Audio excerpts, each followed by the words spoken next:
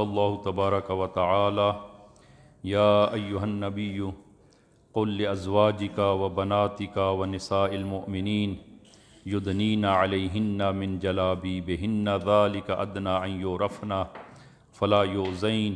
وکان اللہ غفورا رحیما۔ یا ایہا النبی، اے میرے حبیب، قل، ان سے کہہ دیں، لازواجک، اپنی زوجات سے، و بناتک، اپنی بیٹیوں سے، و نساء المؤمنین، اور مومنین کی عورتوں سے یہ کہہ دیں، یدنین علیہن من جلابیبہن، کہ وہ اپنی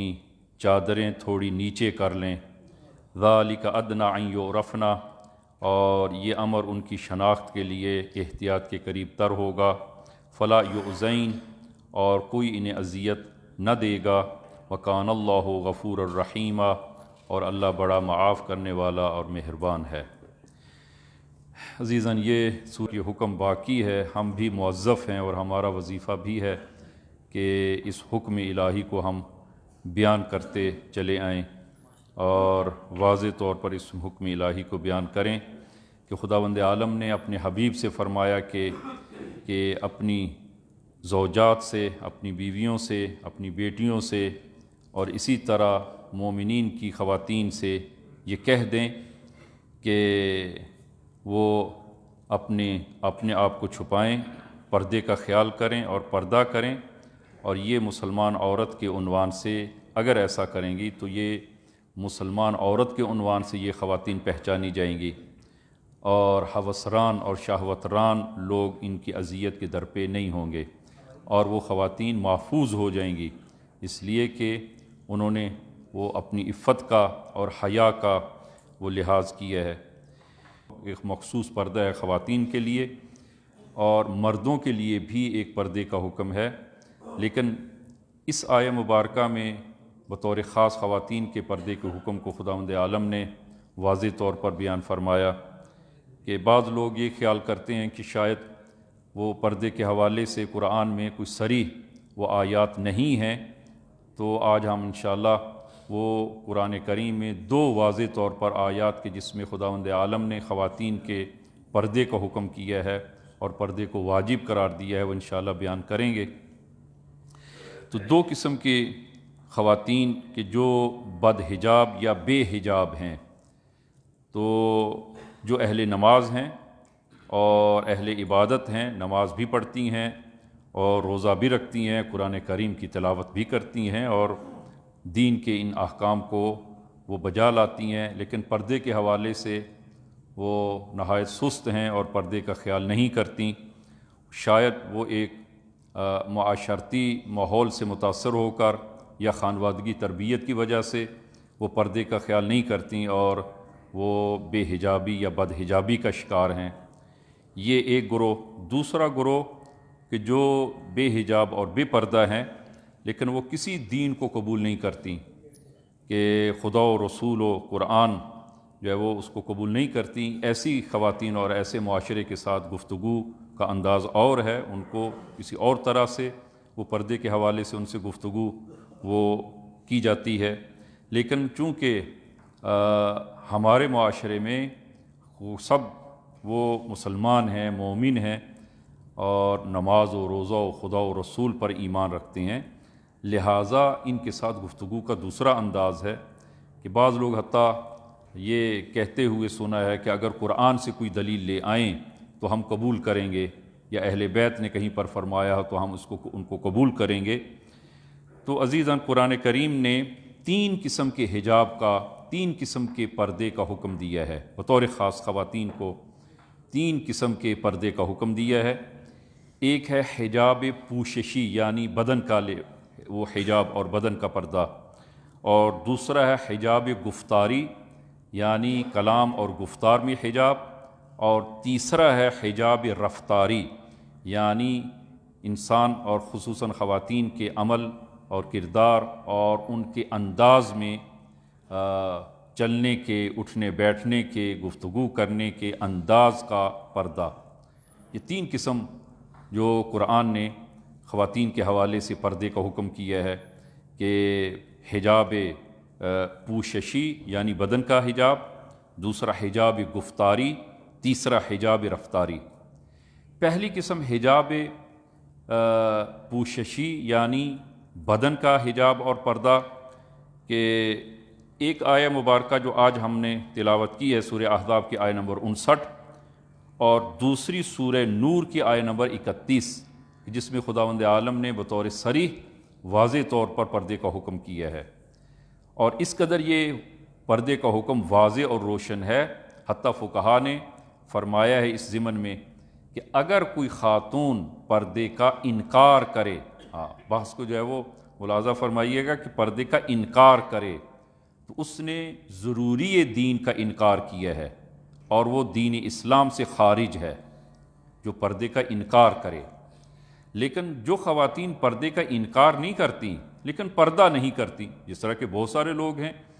کہ جو نماز و روزے کا انکار نہیں کرتے لیکن نہ نماز پڑھتے ہیں نہ روزہ رکھتے ہیں، خب یہ دین سے خارج نہیں ہے، لیکن جو نماز کا انکار کرے وہ دین سے خارج ہے، وہ مرتد ہے، دین اسلام سے خارج ہے۔ اس لیے کہ اگر کوئی ضروریات دین میں سے کسی ایک کا انکار کرے گویا اس نے کل دین کا انکار کیا ہے۔ ہوتا ہے کہ اسلام میں وہ پردے کا انکار تو نہیں کیا جاتا لیکن عملی طور پر پردہ وہ نہیں کیا جاتا، عملی طور پر پردہ نہیں کیا جاتا۔ خوب اس صورت میں یہ دین اسلام سے خارج نہیں ہے اور وہ گناہ گار ہیں، لیکن پردے کا صریحاً خداوند عالم نے سورہ نور کو آپ ملاحظہ فرمائیں، وَقُلْ لِلْمُؤْمِنَاتِ يَغْضُضْنَ مِنْ أَبْصَارِهِنَّ وَيَحْفَظْنَ فُرُوجَهُنَّ، کہ اے میرے حبیب ان مومنات، ان خواتین سے کہہ دیں یغضضن من ابصارہن، اپنی نظروں کو دھیما رکھیں، ویحفظن فروجہن، اور اپنی خواہشات جنسی کی حفاظت کریں، اور ولا یبدین زینتہن الا ما ظہر منہا، اور اپنی زینت کو ظاہر نہ کریں مگر جو خود بخود ظاہر ہے، یعنی فقط چہرے اور ہاتھوں کا ظاہر کرنا جائز ہے خواتین کے لیے،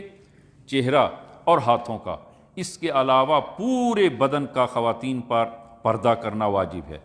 کہ ولا یبدین زینتہن الا ما ظہر منہا، اور پھر ارشاد ہوا وَلْيَضْرِبْنَ بِخُمُرِهِنَّ عَلَى جُيُوبِهِنَّ۔ عزیزاً، قبل از اسلام خمار کہا جاتا ہے کہ وہ بڑی چادر، بڑی روسری یا بڑا اسکاف، کہ جو بعض اوقات وہ چھوٹا سا کپڑا ہوتا ہے خواتین جو ہے وہ باندھ لیتی ہیں، نہ یہ ایک بڑی چادر کہیں یا اسکاف کہیں کہ جو بڑا ہو اور جس سے سر، گردن اور سینہ جس سے وہ ڈھانپا جا سکے۔ ہاں یہ قرآن کی آیت ہے، میں وہ سورہ نور کی آیہ نمبر 31 نازل ہوئی، کہ پورا ایک شان نزول ہے اس آیہ مبارکہ کا۔ تو ایک جوان اسی طرح خاتون جو ہے وہ مدینے میں وہ اسی حالت میں باہر نکلی کہ ایک جوان نے دیکھا اور اس کا تعاقب کیا، اس کا پیچھا کیا، ایک گلی سے دوسری گلی، اور یہاں تک کہ باریک گلی میں، تنگ گلی میں وہ جا پہنچا، اور توجہ چونکہ اس کی طرف تھی تو اپنے ارد گرد دیواروں کی طرف توجہ نہ رہی، تو دیوار میں کوئی ہڈی، کیونکہ گارا اور ہڈی مکس جو ہے وہ جسے دیواریں وغیرہ بناتے تھے، وہ ہڈی باہر نکلی تھی، وہ اس کے وہ چہرے پر اور سر اور چہرے پر لگی۔ جو ہی وہ ہڈی لگی پورا اس کا چہرہ اور سینہ خون آلود ہو گیا۔ یہ جوان منصرف ہوا اور فوراً رسول خدا کی خدمت میں آیا اور اپنا پورا قضیہ بیان کیا۔ تو یہاں پر یہ آیہ مبارکہ سورہ نور کے آیہ نمبر 31 نازل ہوئی، کہ فرمایا کہ نوجوانوں کو حکم بھی ہوا کہ مومنین سے کہہ دیں قل للمؤمنین یغضوا من ابصارہم، مومنین سے کہیں کہ اپنی نگاہوں کو دھیما رکھیں، اور پھر خواتین کو الگ مستقل حکم ہوا قل للمؤمنات یغضضن من ابصارہن، کہ یہ آیہ مبارکہ، اور اس آیہ مبارکہ میں فرمایا وَلْيَضْرِبْنَ بِخُمُرِهِنَّ عَلَى جُيُوبِهِنَّ۔ وَلْيَضْرِبْنَ کہ قرآن میں جناب فخر رازی جو اس کا معنی کرتے ہیں کہ قرآن میں یہ حکم نہیں ہوا کہ خواتین کو خداوند عالم نے یہ نہیں فرمایا کہ وہ اپنی چادریں اپنی سینوں پر ڈال لیں، نہ، بلکہ فرمایا وَلْيَضْرِبْنَ، ضَرَبَ یضربن، ضربہ سے ہے، ضربہ کا معنی ہوتا ہے مارنا، اور قرآن نے یہ تعبیر اختیار کی ہے وَلْيَضْرِبْنَ، اور یہ لفظ وہ استحکام اور شدت اور استحکام کے معنی میں استعمال ہوتا ہے، یعنی شدت اور محکم پردہ کریں، صرف پردہ نہ کریں، محکم، وَلْيَضْرِبْنَ بِخُمُورِهِنَّ، خمار کہا جاتا ہے، معنی جس طرح عرض کیا ہم نے کہ ایک بڑا اسکارف، کہ ایک بڑا اسکارف لیں، عَلَى جُيُوبِهِنَّ، جیوب کہا جاتا ہے سینے کو، یعنی یہ اسکارف اتنا بڑا ہو کہ خاتون کا سینہ اس سے چھپ جائے، وہ سینے کے اوپر آ جائے۔